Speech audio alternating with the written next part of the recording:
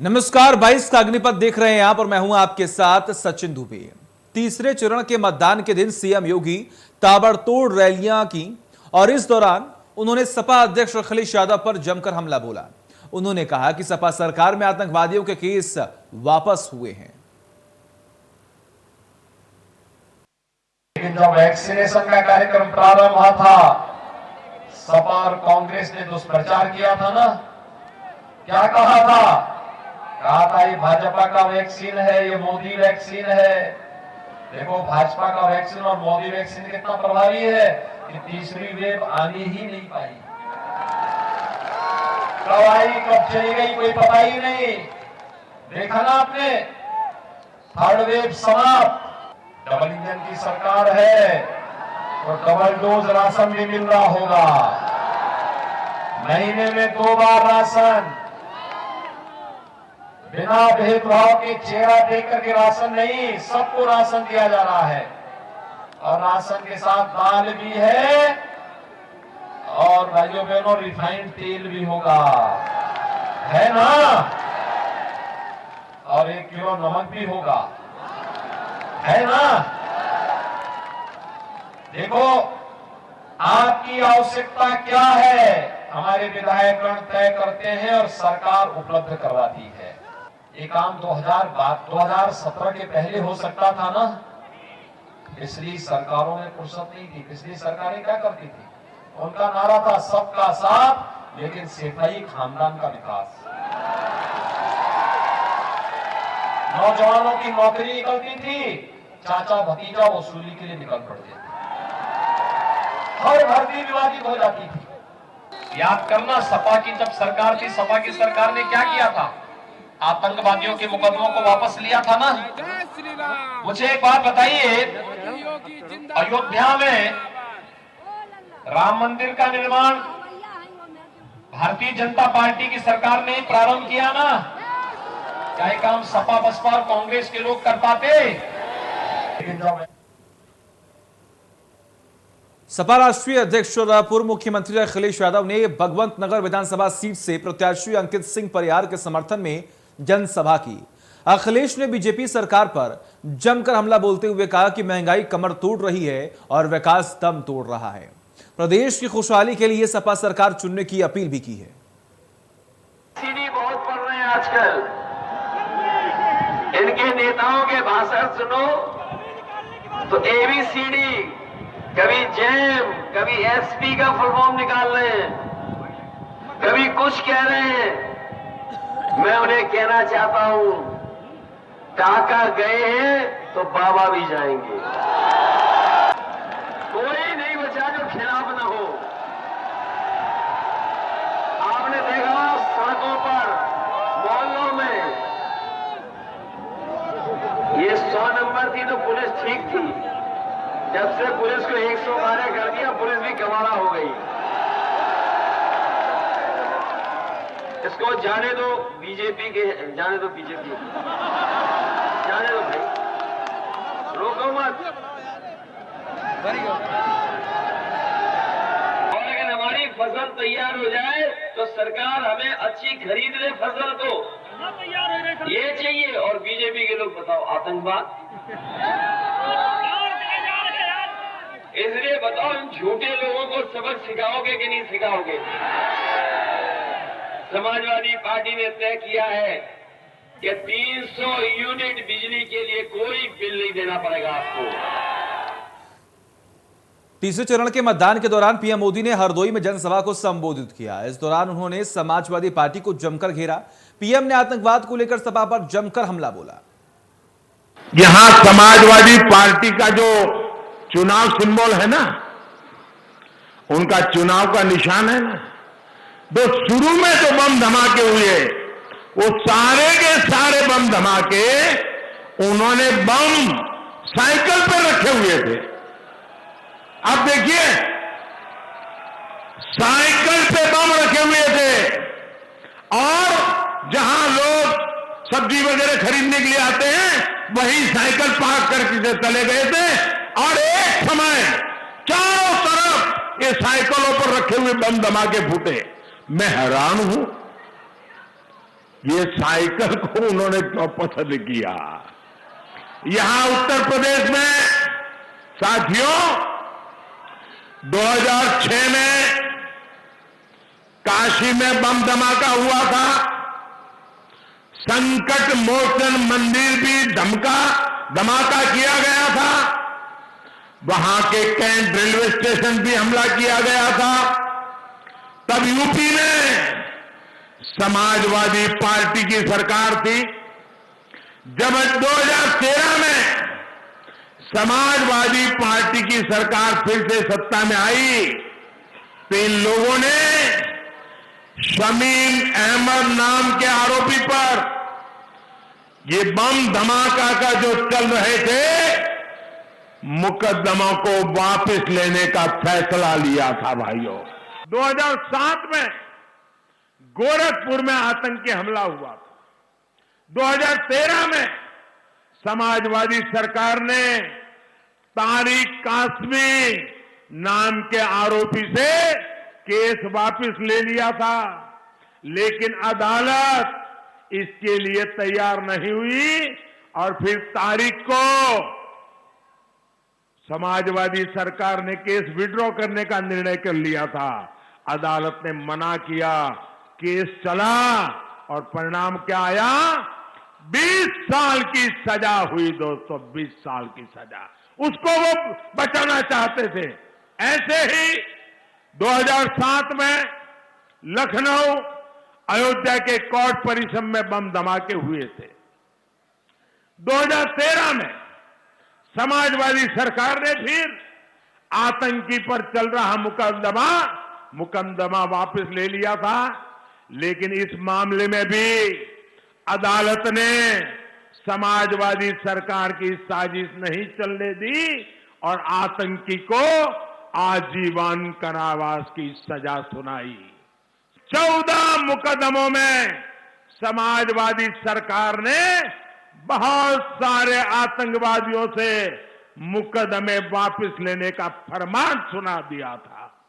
क्या आतंकवादियों पर रहम करना ठीक है क्या? आप जरा बताइए, रहम करना ठीक है क्या? आतंकवादियों को बचाने के खेल ठीक है क्या? और आज लिपापोती करने निकले हो। ये लोग विस्फोट कर रहे थे, धमाके कर रहे थे और समाजवादी पार्टी सरकार इन आतंकवादियों पर मुकदमा तक नहीं चलने दे रही थी। आतंकवादियों को केस वापसी का रिटर्न गिफ्ट दिया जा रहा था। इतना ही नहीं, समाजवादी पार्टी और कांग्रेस के नेताओं का रवैया और भी खतरनाक रहा है। ये लोग ओसामा जैसे आतंकवादी को जी कहकर बुलाते हैं। ये लोग बाटला हाउस एनकाउंटर में आतंकवादियों के सफाए पर आंसू बहाते हैं। ये लोग किसी दिन भारतीय सेना का अपमान करते हैं। नेशनल वॉर मेमोरियल और नेशनल पुलिस मेमोरियल बनाया है। हम हर शहीद का सम्मान करते हैं। इतने वर्षों तक मैं इसलिए चुप रहा क्योंकि अहमदाबाद ब्लास्ट केस की सुनवाई चल रही थी। आज जब अदालत ने आतंकियों को सजा सुना दी है तो मैं अब विषय को देश के सामने उठा रहा हूं।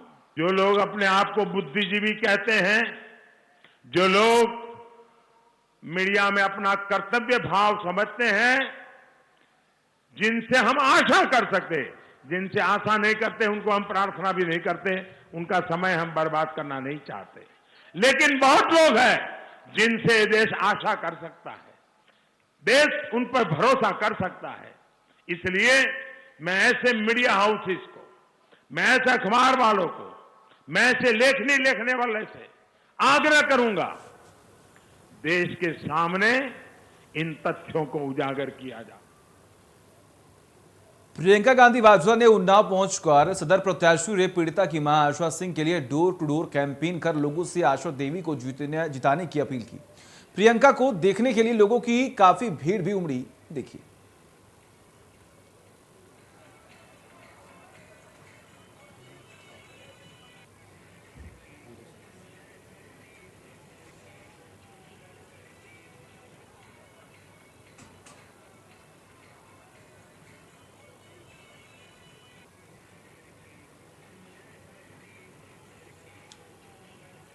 तस्वीरें लगातार आप देख पा रहे हैं, उन्नाव पहुंची थी और वहां पर पहुंचने के बाद आप देखिए किस तरीके से कांग्रेस प्रत्याशी के समर्थन में लोगों से वोट की अपील कर रही हैं।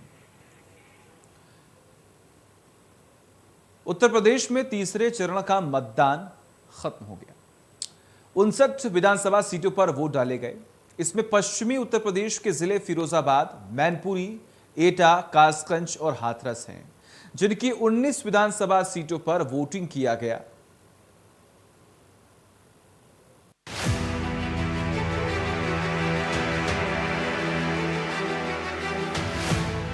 यूपी में तीसरे चरण का मतदान खत्म हो गया।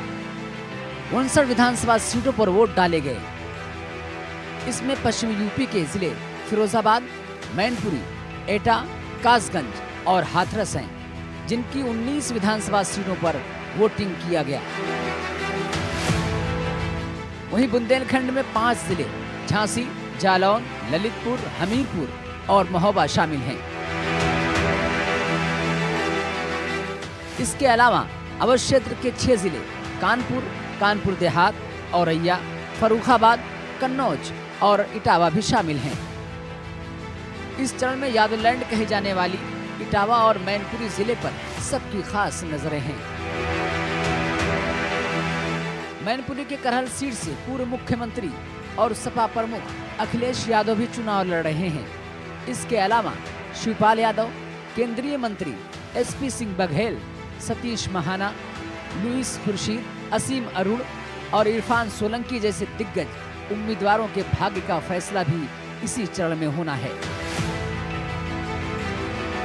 करहल, कन्नौज, जसवंत नगर, इटावा, फर्रुखाबाद आदि इस चरण की हाई प्रोफाइल सीटें हैं। तीसरे चरण में 16 जिलों में कुल 59 सीटों पर मतदान हुआ। सुबह 7 बजे से लेकर शाम को 6 बजे तक वोटिंग की प्रक्रिया जारी रही थी। तीसरे चरण में मतदाताओं की संख्या 2,15,75,403 है। 16 जिलों की 59 सीटों पर चुनाव हो गया। उम्मीदवारों की किस्मत ईवीएम में कैद हो गई। अब लोगों को इंतजार है 10 मार्च का, जब नतीजे आएंगे और किसकी सरकार बनती है। Bureau report, India news, Uttar Pradesh, Uttarakhand. Uttar Pradesh विधानसभा चुनाव 2022 के 3 चरणों की वोटिंग समाप्त हो चुकी है। अब उत्तर प्रदेश में चौथे चरण का रण छिड़ गया। सभी राजनीतिक दल और जनता चौथे चरण की वोटिंग के लिए तैयारियां कर रहे हैं। सियासतदान अपने अपने अंदाज में एक दूसरे पर आरोप लगा रहे हैं। इसी कड़ी में प्रचार के दौरान पीएम मोदी ने पिछली सरकारों पर करारा प्रहार किया। उन्होंने कहा कि उत्तर प्रदेश से गुंडाराज का खात्मा हुआ, उत्तर प्रदेश विकास के पथ पर अग्रसर है। यूपी विधानसभा चुनाव 2022 के 3 चरणों की वोटिंग खत्म हो चुकी है।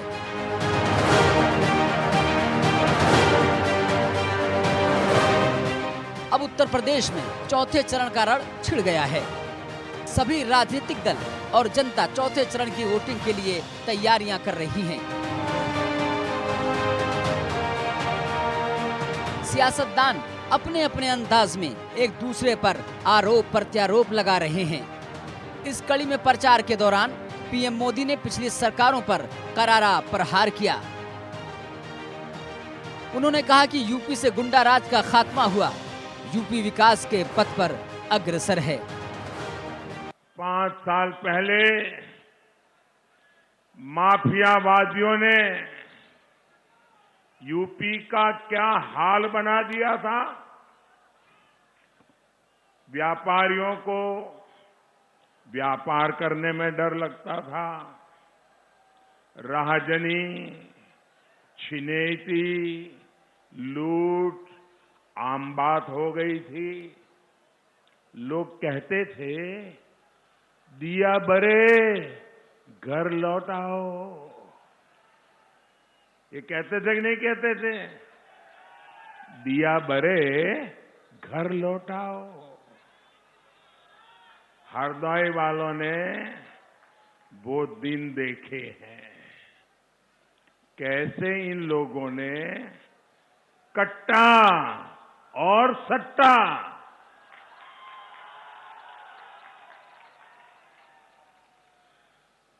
एक कट्टा और सट्टा वालों को खुली छूट दे रखी थी।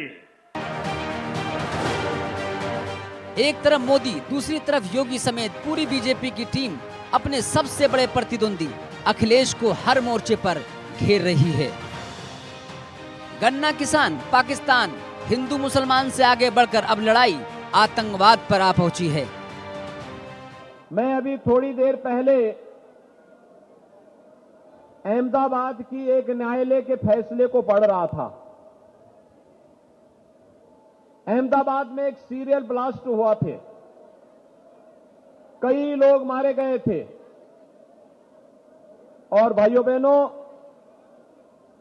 उस सीरियल ब्लास्ट की घटना के लिए जो आतंकी जिम्मेदार थे, उसमें आजमगढ़ के संजरपुर का भी एक आतंकवादी था।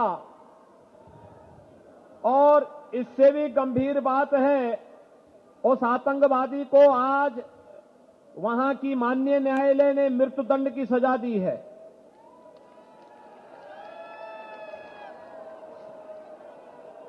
उस आतंकवादी के पिता का संबंध, उसके परिवार का संबंध किससे है मालूम है?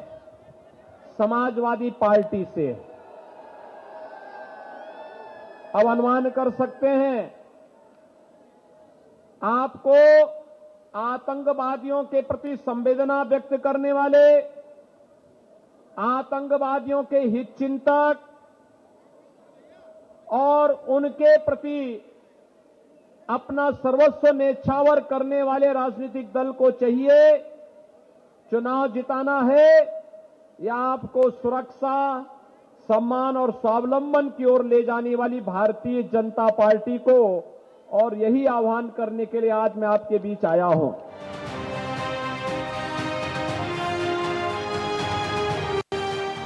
बीजेपी की पूरी टीम को जवाब देने के लिए सपा के इकलौते सिपह सलार अखिलेश यादव मोदी और योगी के हर वार पर अपने तरीके से पलटवार कर रहे हैं। अखिलेश ने कहा कि बीजेपी सिर्फ झूठ बोल रही है। जितना बड़ा नेता उतना बड़ा झूठ बोलने का प्रचलन है। अगर कोई आंख बंद कर ले उसके लिए मैं क्या कर सकता हूँ? मुख्यमंत्री जी 5 साल रहे बाबा मुख्यमंत्री, आपने अपने मेडिकल कॉलेज को वो सुविधाएं क्यों नहीं दी? डॉक्टर और स्टाफ को जो सुविधाएं पीजीआई की हैं, जिम्मेदार कौन है? अगर आप अपने गोरखपुर को एक्सप्रेसवे नहीं जोड़ पाए, जिम्मेदार कौन है? और जो विकास हुआ है सफाई का, वो एक दिन का नहीं है, कितना लंबा समय हुआ। क्योंकि हमारे बाबा मुख्यमंत्री को कोई काम अच्छा करना नहीं है, अच्छा काम देखना नहीं है। और ताज्जुब तब होता है कि इनका बड़ा नेता हो, छोटा नेता हो या कोई नेता हो, सब झूठ बोल रहे हैं। इन सभी वार पलटवार का मतलब यह है कि तीसरे चरण के बाद चौथे चरण के रण को जीतने के लिए हर जतन किए जा रहे हैं। लेकिन आइए समझाते हैं कि चौथे चरण में कहां कहां चुनाव होना है। लखनऊ, पीलीभीत, लखीमपुर खीरी, सीतापुर, हरदोई, उन्नाव, रायबरेली, फतेहपुर और बांदा।